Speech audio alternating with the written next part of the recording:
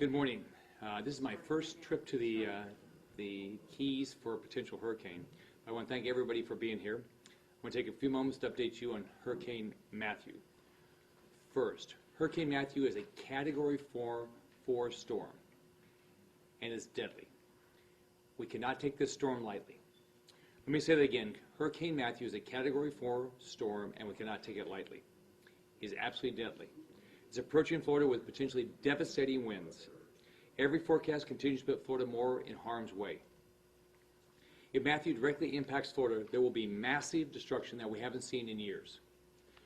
As a Category 4 hurricane, Matthew is life-threatening with winds of 145 miles per hour and significant amounts of rain as it travels across the Caribbean.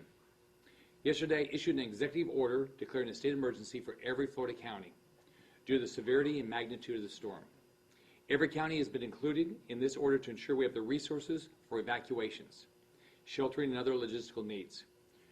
We are preparing for the worst and hoping for the best, and we're not going to take any chances. Here's what we know right now about the storm. Hurricane Matthew is making landfall now in Haiti and Cuba. Matthew is expected to hit the Bahamas late tonight or early tomorrow morning. It has already killed multiple people. We all need to take this storm seriously. As this storm bears down on these nations, we must pray for every family in harm's way. Matthew is a very slow-moving storm and is continuing to move north to northwest. At this time, the track of the storm is moving more west toward Florida. We've continued to see more of a shift toward Florida over the past few days. Direct hurricane impacts are possible on Florida. We cannot rule out a direct hit. Again, we cannot rule out a direct hit on Florida. Right now, we expect to see impacts all the way along Florida's east coast, from the Keys all the way up through Jacksonville. We are very focused on the I-95 corridor. We can expect to see impacts on Florida beginning Wednesday and going through the weekend. Again, everyone needs to take this storm seriously. Impacts of Hurricane Matthew could be heavy rain, rip currents, beach erosion, tornadoes, and hurricane-force winds.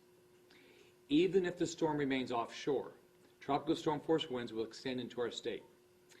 As of now, wind strength is our biggest concern regardless if the storm has a direct impact or not. The possibility of high wind speeds has continued to increase as the forecast develops. But again, as this could quickly change and become much worse. Just remember, whatever you're seeing from the National Hurricane Center is their expectation now, but things change all the time. They're all projections, and we must prepare for the worst. In my conversation with the National Hurricane Center, I've been advised that hurricane watches and warnings may be issued later today. Evacuations may also be issued starting today. If an evacuation order is issued in your area, leave immediately. During Hurricane Hermine, there was a lady that stayed in her house because she had 4 pets. She waited until the water was 1/2 feet deep. She almost perished. Thank goodness when she left, there was a vehicle outside that could take her to safety. That might not happen for you. Once the storm comes, we cannot put our first responders in harm's way. You must leave before it's too late. You can rebuild a home, you can rebuild a business, you cannot rebuild a life. Follow the directions of your local officials. This is serious, and your safety depends on you being prepared and staying alert to all warnings and orders. Make sure to watch your local news and stay tuned to the weather forecast. If you're on Florida's East Coast, you should know where you will go if you have to evacuate. Know your plan now. Don't wait. If you're able to leave early and go today, you should do that before traffic builds up. No one should take any risk. We have projections on where the storm's going. We don't know exactly where the storm's going. Storms change. I'm staying in constant contact with the National Hurricane Center and emergency management officials in all 67 counties to make sure every local community has all the resources they need to be prepared. Our National Guard stands ready to be deployed if necessary. With any storm like this, we always have the risk of losing power. Everyone should prepare for the loss of power. I've been in contact with the utilities across the state and will stay in communication with them. Many of them have already told me that they have pre-positioned resources so they can respond quickly. I've been in contact with the Florida Highway Patrol and the Florida Department of Transportation to make sure they're ready to go if people have to evacuate. I urge you to visit floridadisaster.org. Here you can see where your closest shelter is, as well as information on road closures. It's very important that you know where the shelters are in case you'll need to evacuate. Now is the time to know your evacuation plan. Please check the website or with your local officials. This can save your life. We'd like to start to see impacts on our state within 48 hours. Having a plan in place could mean the difference between life and death when it comes to a storm of this magnitude. Now is the time to check on your neighbors and make sure they have a plan. If you have any special needs, if you have any elderly, any neighbor you think that might need additional services, go check on them now and see if you can be helpful to them. We all have to work together to make sure we make it through this possibility of a catastrophic storm. Make sure to have at least 3 days of food, 3 days of water, have medication and battery-powered radio, backup batteries, a fully charged cell phone. If we lose power, you cannot recharge your cell phone. It might be your only way to communicate, might be your only way to get information. Keep your cell phone charged. Again, if Matthew directly impacts Florida, the destruction could be catastrophic, and it could be deadly, and you have to be prepared.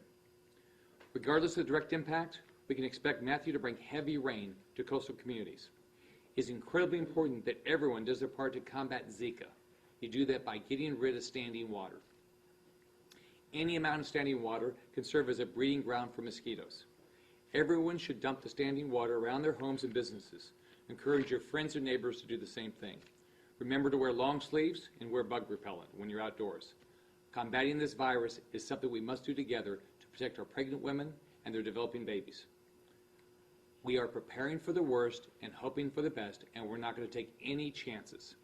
Florida knows how to prepare, but everyone has got to take this seriously and have a plan. Do not take any chances, and do not wait. Be ready now.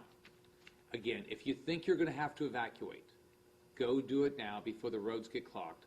We'll do everything we can to keep all the highways moving, the turnpike moving, do everything we can, but if you think you're going to need to evacuate, do it today.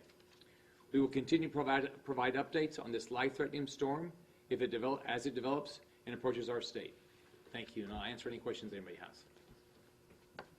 You think, we haven't had a major storm here, I would say in South Florida, quite some time, several years. Anywhere they say, really. Yeah, I mean, you had 10 years. test run earlier this year. How complacent do you think people are? Especially this is sort of like an 11th hour, like, hey, it's in our way. So on top of that, so many people moved here. I mean, think how many people have never been through one. They think they can hunker down. You can't. I mean, you need to listen to local officials. If there's an evacuation order, you have to do it. You need to have 3 days of food, 3 days of water. Make sure you have your medicine, but keep your cell phone charged. If you lose power, we lost power in Hurricane Hermine.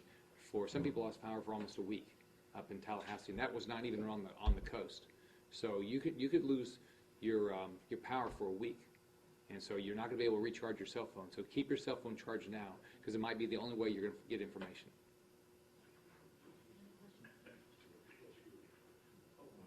And then real quick, no one else has any questions.